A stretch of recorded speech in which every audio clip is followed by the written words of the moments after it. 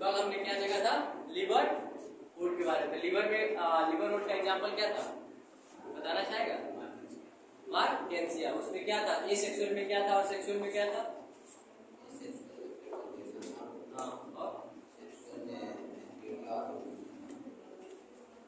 मतलब सेक्सुअल में ये था कि गैमेट का फॉर्मेशन हो रहा था, लेकिन एक वर्ड मैंने बोला था कि gametophyte depend of sporophyte, but sporophyte is not depend of gametophyte. ऐसा कुछ कहानी बोला था मैंने, याद रहेगी ना? लाइन पूछा गया है नीट में, याद रखिएगा। कह रहा है कि अब अगला आता है हमारा ब्रायोफाइटा का दूसरा जो टॉपिक है वो क्या है, मोसेस है। तो मोसेस में पहला ही बोल रहा है कि हमने एक चीज देख लिया, इसे दूसरे किस नाम से जानते हैं ब्रायोफाइटा को? एम्फीबियन ऑफ प्लांट किंगडम भी आप बोला जाता है। याद है ये कहानी?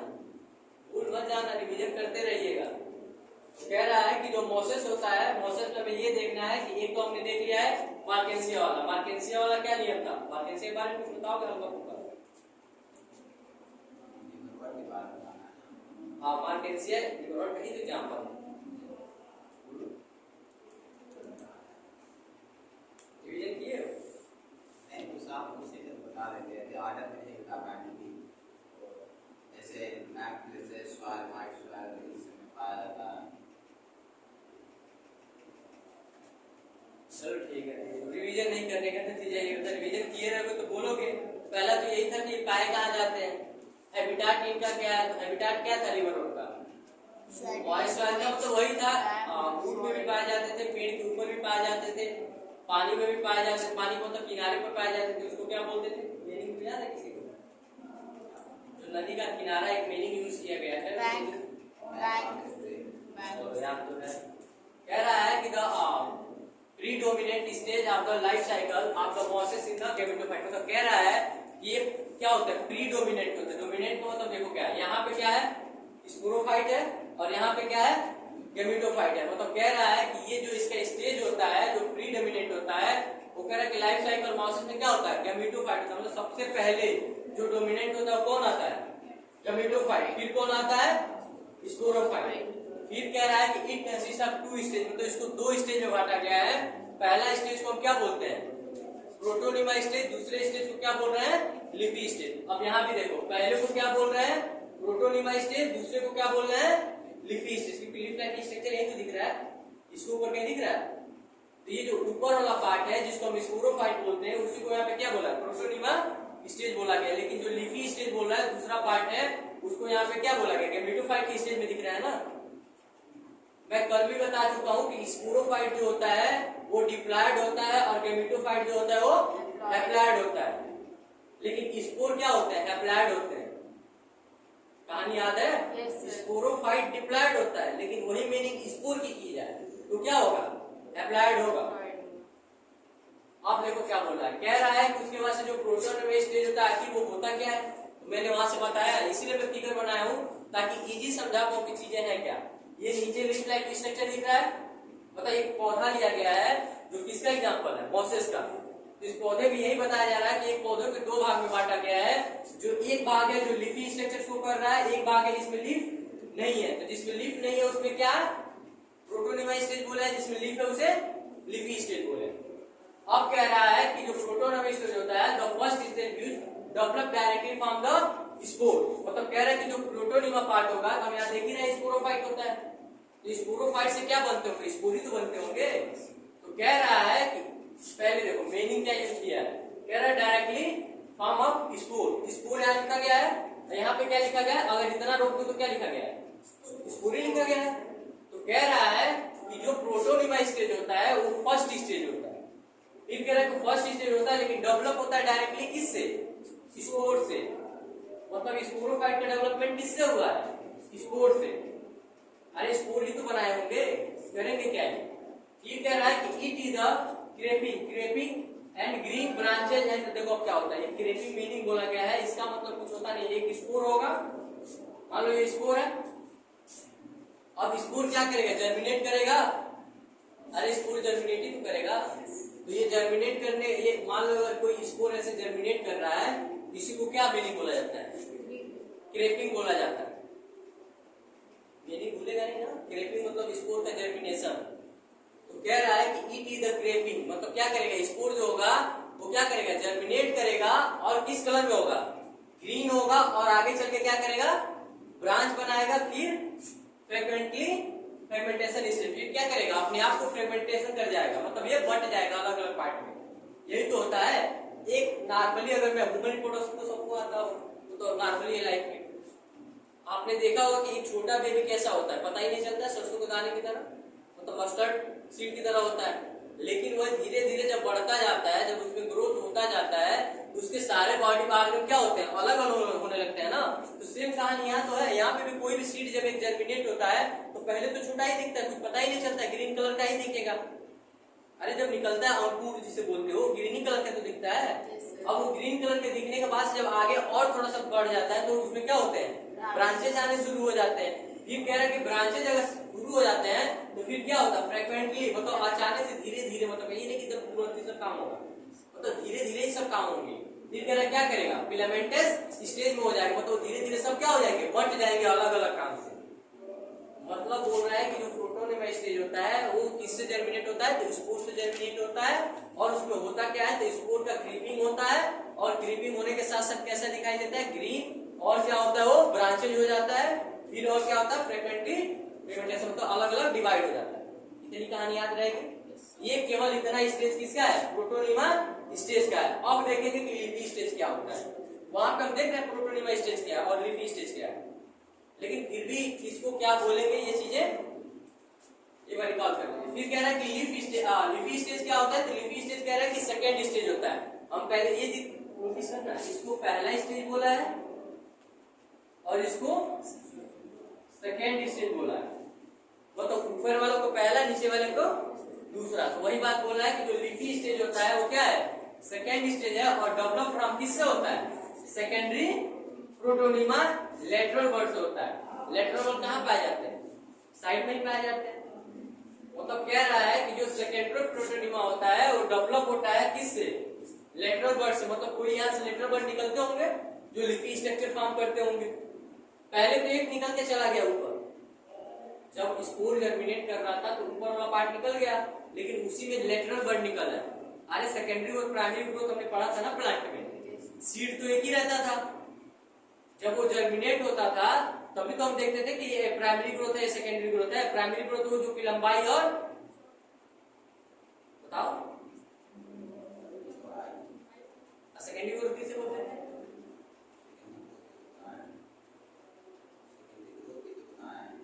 मैं प्राइमरी का बोला था ना पहले, मैं बोला था प्राइमरी ग्रोथ में कौन कौन आते हैं,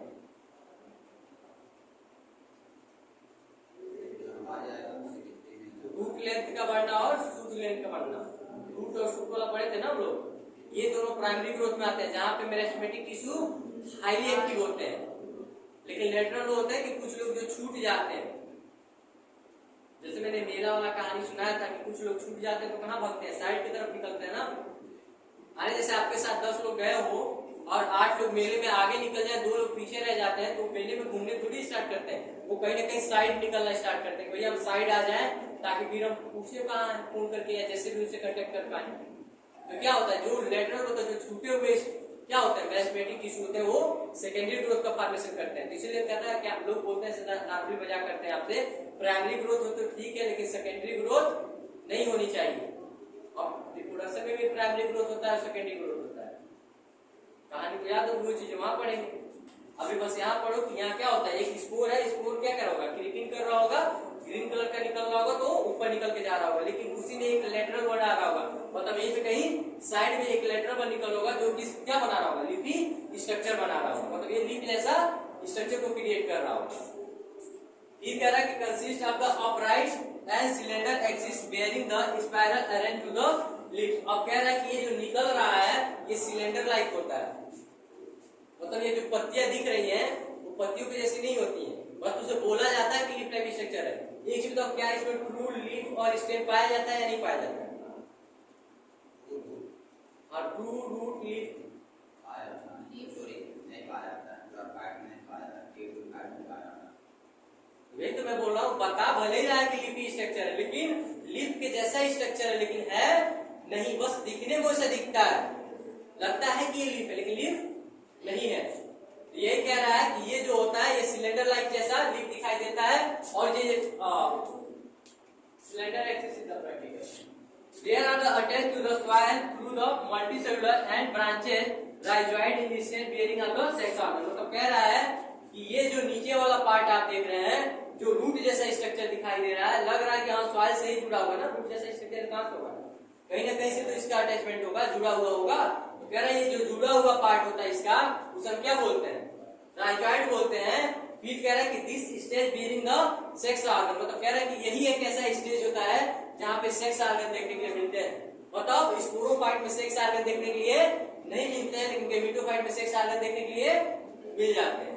क्यों? क्योंकि स्पोर का फॉर्मेशन हो रहा होगा तो एसेक्सुअल होगा, फ्रेगमेंटेशन होगा, मतलब टूट रहा होगा। लेकिन सेक्सुअल अगर होगा तो जाहिर सी बात है वहां दो लोग इन्वॉल्व होंगे, कौन, मेल और फीमेल।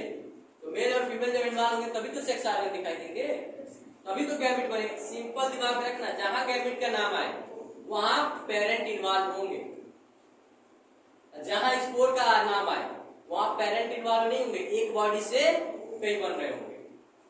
इतना याद रहेगा।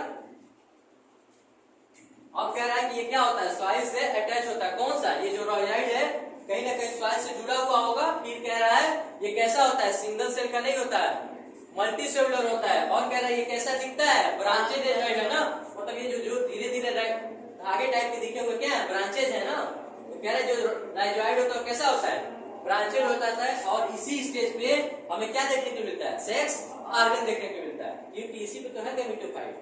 जब यहाँ गैमेट इन्वॉल्व हो रहा है तो यहाँ पेरेंट भी इन्वॉल्व हो रहे हैं, यहाँ सेक्स ऑर्गन भी देखने के लिए मिलेगा, लेकिन यहाँ पे नहीं होगा। अब कह रहा है कि रिप्रोडक्शन कितने टाइप होते हैं, तो रिप्रोडक्शन दो टाइप होते हैं, एसेक्सुअल और सेक्सुअल। एसेक्सुअल में क्या है, वेजिटेटिव रिप्रोडक्शन। वेजिटेटिव रिप्रोडक्शन में आप जानते हैं कि कोई भी बॉडी पार्ट अगर टूट के गिर जाए या काट के हम लगा देते हैं, या ऐसे क्या होता है अपने आप जो टूटने के बाद से नया पौधा बन जाए। मतलब इसमें दो, मतलब मेल और फीमेल की जरूरत नहीं होती। जैसे आप गुलाब की टैंक देखते हो ना, गुलाब के पौधे आप तुरंत काट के लगा देती है, हो जाता है। या आप एक और बताएं कि जो पत्ते से होता है, हाँ क्या, हाँ ब्रायोफिलम। ये कहानी आप क्लास 6 से पढ़ते हुए याद रखेंगे कि उसके पत्ते को भी रख दो जमीन पे, तो जहां जहां उसके नोड होते हैं वहां से नए प्लांट निकल आते हैं, जिसे आप पत्तल चूड़ कहते हैं। नहीं पत्तल चूड़ बोला जाता है हिंदी में, पत्तल चूड़ का प्लांट। पता नहीं आपने देखा है, सीखे तो होगी, हमारे तो स्कूल में था। तो कह रहा है कि एसेक्सुअल जो होता है, एसेक्सुअल में क्या होता है, वेजिटेटिव रिप्रोडक्शन होता है। मतलब आप किसी भी चीज को काट के या अपने आप ये बॉडी टूट जाए, मतलब ऐसा हो कि ये अचानक क्या कर जाए, टूट जाए, टूट कर अगर गिर भी जाए तभी क्या करेगा, नया प्लांट ग्रो कर जाएगा। जैसे आपने पहले इंडिया में देखा ना, ट्रू रीजनरेशन, जितने भाग में उसको काट दो या जितने भाग में टूट जाता है उतने भाग में नया ऑर्गेनिज्म बन जाता है। सेम कहानी यहाँ भी है, ये जितने भाग में टूटेगा मतलब वेजिटेटिव प्रोग्रेशन से भी ये अपना नया प्लांट बना सकता है। तो कह रहा है कि वेजिटेटिव रिप्रोडक्शन में क्या होता है, तो पहले तो फ्रेगमेंटेशन मतलब टूटना, जब तक टूटेगा नहीं तब तक नया प्लांट नहीं बनेगा। फिर कह रहा है कि बर्डिंग इन द, और क्या होगा उसमें देखने को मिलता है, बर्डिंग इन द सेकेंडरी प्रोटोनिमा। उसके बाद क्या होता है, इसमें बर्डिंग होता है, अभी तो लेटरल बर्ड निकल के आते हैं। अभी हमने बोला था कि लेटरल बर्ड से क्या होते हैं, लीफी स्ट्रक्चर कॉर्डेक्स होते हैं। अरे यहीं पे तो बोला है सेकेंडरी प्रोटीन डेवलपमेंट स्टेज, कहां गया, बर्डिंग की बात अभी चली थी ना, ये देखा, अभी मैं इसका वर्ड यूज किया था, लेटरल बर्ड्स निकलते हैं किसमें, सेकेंडरी फ्लोर में। वही बात तो बोल रहा है, कह रहा है कि जो वेजिटेटिव रिप्रोडक्शन होता है वो किसके थ्रू होता है, फ्रेगमेंटेशन के थ्रू होता है। मतलब जब तक टूटेगा नहीं तब तक नया प्लांट नहीं बनेगा। लेकिन कह रहा है कि जो सेकेंडरी होता है वो किस पे डिपेंड करता है, बर्डिंग पे। वही बात तो यहाँ भी बोला है, secondary protonema as the lateral bird. अब देखो क्या बोला, कह रहा है कि सेक्सुअल रिप्रोडक्शन में क्या होता है, तो सेक्सुअल रिप्रोडक्शन में मेल और फीमेल दो लोग इन्वॉल्व होंगे। तो जो मेल होता है उसको क्या बोलते हैं, जो मेल सेक्स ऑर्गन होता है उसे क्या बोलते हैं, कल ही मैंने बताया था एंथ्रीडिया बोलते हैं। लेकिन जो फीमेल सेक्स ऑर्गन होता है उसे आर्चिगोनिया बोलते हैं। कल वाला लेक्चर ऐसे है यूट्यूब पे, आप देखना चाहें तो देख लेंगे, वहां मिल जाएगा। तो कह रहा है कि जो सेक्सुअल रिप्रोडक्शन होता है आप जानते हैं कि उसमें दो पेरेंट इन्वॉल्व होते हैं, एक मेल और एक फीमेल। तो इसमें जो मॉसेस होते हैं या हमारा ब्रायोफाइटा होता है यहाँ पे देखा जाए तो उसमें दो लोग इन्वॉल्व होते हैं। जो मेल पार्ट होता है उसे हम एंथ्रीडिया बोलते हैं, जो फीमेल पार्ट होता है उसे आर्चिगोनिया बोलते हैं। कह रहा है कि are produce at the apex in the leaf shoot after the fertilization and zygote develop into sporophyte consist of the foot seta and capsule. मतलब कह रहा है कि जब ये एंथ्रीडिया और आर्चिगोनिया आपस में फर्टिलाइज करते हैं, फर्टिलाइज मतलब क्या होता है, गैमेट आपस में फ्यूज करते होंगे। तो जब फ्यूज करते होंगे ये मतलब ये मेल पार्ट है और ये फीमेल पार्ट है, तो मेल अपना क्या देता होगा, स्पर्म देता होगा, फीमेल अपनी एग देती होगी। ट्रेवल कौन करता होगा ये भी मैं बता चुका हूँ। इसमें ट्रेवल कौन करता है, मेल पार्ट करता है, फीमेल नहीं करती है, क्योंकि उसका एक रहता है ना, वो स्टे रहती है, मतलब स्टाइल रहती है, हमेशा रुकी हुई होती है। लेकिन ट्रेवल कौन करने जाता है, कल में बताया था ये सारी कहानी।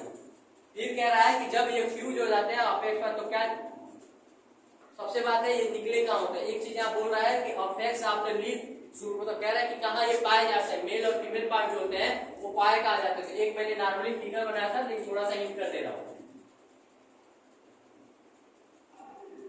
एक ऐसा कुछ फिगर था, यहीं पे ये क्या होते हैं, अपेक्स पार्ट पे निकले हुए दिखाई देते हैं। अलीना बताना ये कौन सा है, मेल है कि फीमेल है? ये फीमेल है। ये ऐसा फ्लावर होगा तो ये क्या है, फीमेल। तो फीमेल को हम क्या बोलते हैं यहाँ पे, आर्चिगोनिया।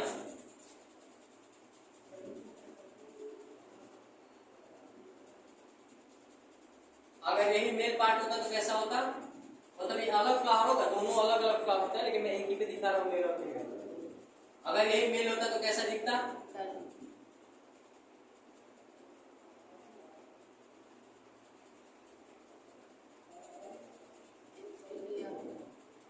मेल कुछ ऐसा दिखता। फीमेल मतलब क्या है, फीमेल खूबसूरत है और मेल उतना खूबसूरत। भाई फ्लावर नॉर्मल आपने देखा होगा ना, आपके बुक में भी दिया गया एनसीईआरटी में, एक बार देखना चाहे तो वहां देख सकते हैं। तो यही बात बता रहा हूँ कि जब सेक्सुअल रिप्रोडक्शन हो रहा होगा तो ये कहाँ पाए जाएंगे, एपेक्स में तो है लीफ से ऊपर की तरफ है ना। तो वही बात बोल रहा है यहाँ पे कि जो एंथ्रीडिया होता है और आर्चिगोनिया होता है, ये produce of the apex of the leaf of the shoot. मतलब शूट कहाँ होगा, ऊपरी पार्ट में होगा ना। तो कह रहा है कि ये कहाँ पाए जाएंगे, apex of the shoot of leaf के पार्ट पाए जाते हैं, मतलब मेल और फीमेल। तो फीमेल को हम क्या बोलते हैं, आर्चिगोनिया बोलते हैं, और मेल को क्या बोलते हैं, एंथ्रीडिया बोलते हैं। अब कह रहे हैं कि जब ये आपस में फ्यूज हो जाते हैं आफ्टर फर्टिलाइजेशन, जब फर्टिलाइजेशन हो जाता है तो कह रहा है क्या बनाता है, जाइगोट ही तो बनाएगा। दो अगर नॉर्मली यहाँ पे दो मान लो क्या है, गैमेट है, अगर ये आपस में फ्यूज हो जाएंगे तो ये जिस चीज को बना रहे हो इसे हम क्या बोलते हैं, जाइगोट ही तो बोलते हैं। वही बात तो बोला, कह रहा है कि आफ्टर फर्टिलाइजेशन जब आर्चिगोनिया और एंथ्रीडिया जब आपस में फ्यूज हो जाते होंगे, तो फ्यूज होने के बाद, फ्यूज होना ही क्या होता है, फर्टिलाइजेशन होता है, उसके बाद हम क्या बना रहे होंगे, जाइगोट का डेवलपमेंट हो रहा होगा। जब जाइगोट बन रहा होगा इनटू कह रहा है कि वो क्या फिर किसमें कन्वर्ट हो रहा होगा, sporophyte and consisting of the food. Sporophyte किसमें कन्वर्ट हो रहा होगा, फूड सीटा एंड कैप्सूल के फॉर्म में। तो वहीं पे देखो क्या लिखा गया, सीटा, और ये क्या है, कैप्सूल है। ये क्या होगा, फूड सीटा और कैप्सूल। अब समझ में आया, तो समझ में आया क्या बोल रहा हूँ। मतलब यही स्पोरोफाइट जर्मिनेट कर रहा था ना। ये जो लीफ लाइक स्ट्रक्चर दिख रहा है ये बर्डिंग की वजह से हो रहा है। अगर लेटरल बर्ड नहीं निकलता तो लीफी लाइक स्ट्रक्चर नहीं होता। कहानी याद रखिएगा क्या बोल रहा हूँ, बॉडी तो पूरा स्पोर से ही निकल रही है, लेकिन उसमें जो लेटरल बर्ड निकल के आ रहा है उसी को हम सेकेंडरी प्रोटोनीमा बोल रहे हैं, जिसका दूसरा नाम क्या है, लीफी स्टेज। इतना याद रहेगा। और वही बात यहाँ बोल रहा है, कह रहा है कि लास्ट में जो स्पोरोफाइट होता है जब वो जर्मिनेट करता है तो कितने भाग में डिवाइड हो जाता है, तो फूड सीटा और कैप्सूल के पार्ट में। तो ये हो गया हमारा फूड मतलब पैर, और ये हो गया मेरा सीटा मतलब स्टेम, और ये हो गया हमारा कैप्सूल। क्योंकि इसके पास ट्रू मतलब रूट नहीं होता है, ना स्टेम होता है, ना लीफ होती है। इसके पास ट्रू कुछ नहीं होता है, मतलब सही वाला नहीं होता है। बस हम कहते हैं ऐसा है, लेकिन है नहीं रियल में। अब कह रहा है कि the sporophyte in the mosses in more elaborate than that the liver or the capsule consist of the spore and spore are the formation of meiosis। अब देखो क्या बोल रहा है, कह रहा है कि ये जो होता है, हमने कल जो लीवर रोड पढ़ा था, लीवर रोड से मोर कॉम्प्लेक्स कौन होता है, मॉस होता है। मतलब लीवर रोड तो बहुत इजी होता है, मतलब बहुत ज्यादा नॉर्मल है, सिंपल है, लेकिन इससे ज्यादा मोर कॉम्प्लेक्स कौन है, मोसेस है। मतलब मोसेस जो है लीवर रोड से ज्यादा कॉम्प्लेक्स है, मतलब ज्यादा जटिल है। लीवर रोड थोड़ा इजी है, लेकिन ये इजी नहीं है, उससे थोड़ा सा कॉम्प्लेक्स है। फिर कह रहा है कि जो कैप्सूल होता है, मतलब ये जो कैप्सूल है जो आपको दिखाई देता है, इस कैप्सूल में क्या होता है, इस कैप्सूल में स्पोर का फॉर्मेशन होता है। मतलब यही जो कैप्सूल है इसी के अंदर क्या होता है, स्पोर का फॉर्मेशन होता है। समझ में आया, इसी के अंदर स्पोर बन रहे होंगे। देखो गैमेट फ्यूज हो रहा है, ठीक है, बनाएगा स्पोरोफाइट, स्पोरोफाइट फिर किसमें जर्मिनेट करेगा, जर्मिनेट करके क्या बना देगा, फूड सीटा और कैप्सूल। अब जो ये कैप्सूल बन रहा होगा, इसी कैप्सूल के अंदर क्या पाए जाएंगे, स्पोर।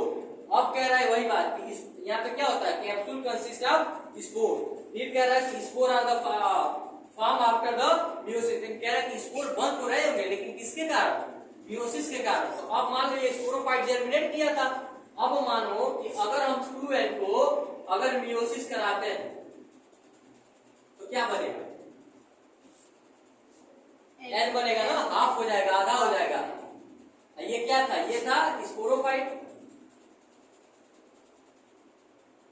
अगर हमने स्पोरोफाइट में मियोसिस कराया तो ये हाफ हो गया, जो 2n दिख रहा था वो केवल n बचा। तो इसीलिए मैं बोल रहा था, पहले ही मैंने बोला था कि जो स्पोरोफाइट होता है वो डिप्लॉयड होता है, लेकिन जो हमारे स्पोर होते हैं क्या होते हैं, एप्लाइड होते हैं। वजह क्या है कि हमारे स्पोरोफाइट में मियोसिस हो जाता है। जब मियोसिस होता है तो किसमें कन्वर्ट कर देता है, स्पोर में, जो एप्लाइड होते हैं। अब कहानी समझ में आया, कोई दिक्कत यहाँ तक, ठीक है। अब अगला टॉपिक स्टार्ट करेंगे। अब यहां तक आपका हो गया ब्रायोफाइटा खत्म।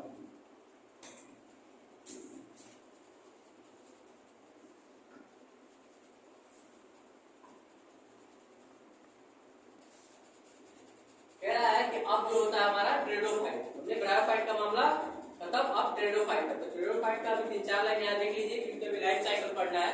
तो लाइफ साइकिल अभी तो हो नहीं पाएगा, लाइफ साइकिल कल ही देख पाएंगे, क्योंकि इतना बड़ा है कि बोर्ड ही छोटा पड़ जाए। अब उसे भी मतलब ये टॉपिक ही बहुत बड़ा है, मतलब कम से कम इसको पढ़ने के लिए 25-30 मिनट चाहिए। अब 25-30 मिनट अपने पास है, क्योंकि अभी केमिस्ट्री स्टार्ट हो गई है। देख लीजिए, कह रहा है कि ट्रेडोफाइट में बोला कि इंक्लूड, इसमें इंक्लूड क्या होते हैं, हॉस्टेल होता है और होता है। ये क्वेश्चन पूछा जा चुका है नीट में, ये क्वेश्चन पूछा जा चुका है। ये जो हॉस्टेल होता है या फॉर्म होता है, किसमें इंक्लूडेड होते हैं, इंक्लूडेड किसके हैं, ट्रेडोफाइट के। कह रहा है कि they are the found in the, पाए कहा जाते हैं, हैबिटाट कैसा होता है, रहन सहन कैसा होता है, कहाँ दिखाई दे देते हैं, तो कहाँ दिखाई देते हैं, कूल मतलब ठंडे स्थानों पे, डैम्प स्थानों पे और सैंडी प्लेस पे। थ्रू द सेम में बी प्लेसिंग में सैंडी एंड सॉइल कंडीशन। मतलब कह रहा है कि मे भी पाए भी जा सकते हैं और नहीं भी पाए जाते हैं। ये मीनिंग जहां यूज हो गया मे वाला, तो याद रखिएगा, हो भी सकता है और नहीं भी हो सकता है। मतलब ये क्या है, सस्पिशन वाला खेल। इस मीनिंग का मतलब ही होता है सस्पिशन। सब में मतलब कुछ ऐसे भी हो सकते हैं या नहीं भी हो सकते। कह रहा है कि फ्लोसिंग विल इन द सैंडी, मतलब सैंडी सॉइल पे भी पाए जाएंगे या नहीं भी पाए जा सकते। ये जरूरी नहीं है कि वहां पाए जाए, सुना रहा है, मतलब पाए भी जा सकते हैं और नहीं भी पाए जा सकते हैं। बाकी आप प्रॉपर कहाँ पाए जाएंगे, तो कूल वाला स्थान पे और डैम्प पे और सैंडी प्लेस पे। अब बोल रहा है इस पे जो evolutionary they are the first terrestrial plant process the muscular tissue. अब कह रहा है कि ये पहले पृथ्वी के ऐसे प्लांट हैं जिसमें हमने मस्कुलर टिश्यू देखने के लिए, अभी तक एल्गी में और कौन सा ब्रायोफाइटा में अभी तक हमने मस्कुलर टिश्यू की बात की ही नहीं थी। तो कह रहा है कि ये पृथ्वी का मतलब इवोल्यूशन का मतलब वही है, मतलब पहला ऐसा प्लांट है जिसमें हमें मस्कुलर टिश्यू देखने के लिए मिला। ये किसमें देखने के लिए मिला सबसे पहले, तो ट्रेडोफाइट में। ये क्वेश्चन पूछा जा चुका है कि सबसे पहले मस्कुलर टिश्यू किस प्लांट में या किस किंगडम में देखने के लिए मिला, तो प्लांट किंगडम के किस पार्ट में देखने के लिए मिला, तो कौन आएंगे, ट्रेडोफाइट आएंगे। कह रहे हैं कि मस्कुलर टिश्यू होते क्या है, तो जाइलम और फ्लोएम जो वाटर का कंडेंसर कराते हैं, मतलब क्या करते हैं, ले जाते हैं और ले आते हैं। ये सबसे पहले कहाँ पाए गए मस्कुलर टिश्यू, स्ट्रेटोफाइट में। इससे पहले ब्रायोफाइट में नहीं थे, क्योंकि ब्रायोफाइट खुद ही रहता था पानी के किनारे पे, एल्गी खुद ही पानी में रहती थी, उसे कंडक्ट करना तो था नहीं कुछ। लेकिन ये पहला ऐसा प्लांट है जो पूर्ण रूप से सॉइल पे आया। मतलब इससे पहले जो था ब्रायोफाइट वो आया तो था सॉइल पे, लेकिन रिप्रोडक्शन करने के लिए कहाँ जाता था? पानी में जाता था। लेकिन ये पहला प्लांट ऐसा था जो आया तो पानी में नहीं गया रिप्रोडक्शन करने। कहा कि भैया अगर हम सॉइल पे पैदा हुए हैं तो हमारा हर चीज क्या होगा? सॉइल होगा। और सॉइल पे रहने का पीछे का रीजन क्या था कि रह पाए। क्यों ब्रायोफाइट नहीं रह पाए सॉइल पे? तो दिक्कत क्या थी कि इनके पास था वस्कुलर टिश्यू और ब्रायोफाइट के पास वस्कुलर टिश्यू था ही नहीं। तो वस्कुलर टिश्यू का काम ही क्या होता है? जाइलम जल को पहुंचाता है, मतलब वाटर और मिनरल को कंडक्ट कराता है, और जो फ्लोएम होता है वो फूड का कंडक्ट कराता है। लेकिन ये चीज ब्रायोफाइट में था ही नहीं, क्योंकि वहां कंडक्शन की चीज ही नहीं थी, क्योंकि उनका रिप्रोडक्शन ही निर्भर था किस पे? पानी पे। लेकिन ये पूर्ण रूप से अगर बोला जाए कि सही मायने में बोला जाए कि कौन ऐसा प्लांट है जो पूर्ण रूप से सॉइल में आया, उसको पानी में अंदर जाने की जरूरत नहीं पड़ी, तो कौन है? स्ट्रेटोफाइट। ये वजह क्या है कि ये रुक गए? क्योंकि इसके पास वस्कुलर टिश्यू प्रेजेंट था। अब कह रहा है कि bryophyte the dominant phase in the life cycle in gametophyte plant body. मतलब कह रहा है कि आपने देखा होगा कि जो ब्रायोफाइट है वो किस पे डोमिनेंट था? गेमेटोफाइट पे था ना। अरे वही चीज तो मैं पहले आते ही वो मीनिंग बोला था, sporophyte dependent on gametophyte, but गेमेटो ये वाला कहानी में बोला था नहीं? वही चीज कह रहा है कि जो ब्रायोफाइट होता है वो क्या है? डोमिनेंट फेज होता है। जो मतलब ब्रायोफाइट का पार्ट होता है, बॉडी पार्ट, उसमें जो डोमिनेंट फेज होता है, मतलब जो ज्यादा डोमिनेंट होता है। डोमिनेंट मतलब क्या होगा? अगर पेड़ के जड़ काट दो तो पेड़ खड़ा रह जाएगा। तो डोमिनेंट कौन हुआ? जड़ ही तो हुआ। अगर जड़ नहीं तो कुछ नहीं, मतलब वही तो मजबूती दे रहा है। तो यही कह रहा है कि ब्रायोफाइट में जो डोमिनेंट फेज होता है, मतलब दो फेज में बांटा गया है ना, एक प्रोटोनिमा स्टेज, एक रिपी स्टेज, मतलब सेकेंडरी प्रोटोनिमा जिसको बोला गया है। तो वही कह रहा है कि जो दो फेज हमने बांटा है डोमिनेंट, तो कह रहा है दो फेज में डोमिनेंट फेज जो होता है, जो मतलब डोमिनेंट होता है, ज्यादा मजबूती प्रदान करता है या ज्यादा क्या होता है? अपने आप का एक्सप्रेस कर पाता है। कह रहा है वो क्या होता है? गेमेटोफाइट होता है प्लांट बॉडी का। तो गेमेटोफाइट क्या था? नीचे वाला था ना, प्लांट मेन एक्सिस बॉडी वाला जो था। अरे डाइजॉइड और मेन एक्सिस बॉडी, यही तो आउटपुट तीन ही लोग तो हैं जो गेमेटोफाइट में आ रहे हैं। अरे कहानी याद है वो एक फिगर का? वही कह रहा है कि जो गेमेटोफाइट होता है उसको दो स्टेज में हमने बांटा था। मतलब ब्रायोफाइट जो होता है उसको हमने दो स्टेज में बांटा था, जिसमें से जो डोमिनेंट फेज है वो कौन सा फेज होता है? गेमेटोफाइट वाला होता है। बस यही कहानी है यहाँ। इसके बाद से हमें लाइफ साइकिल पढ़ना है किसका? स्ट्रेटोफाइट का।